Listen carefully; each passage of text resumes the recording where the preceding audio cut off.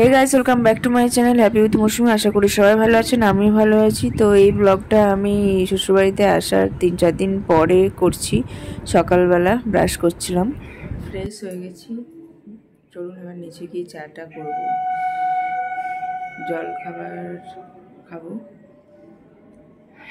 তো চলুন। আর জলখাবারে আছে কুমড়ো আলুর তরকারি, মিষ্টি, পরোটা।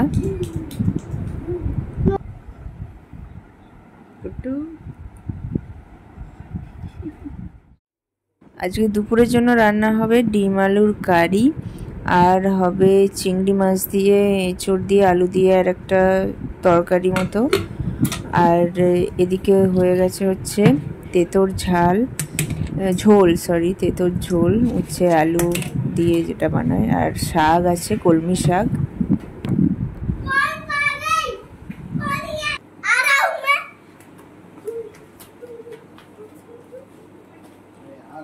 তো আমি রেডি হয়ে গেছি, এখন যাব হচ্ছে আমার বাপের বাড়ি, কারণ আমার বাপের বাড়িতে বাসন্তী পুজো হয় সেই কারণে।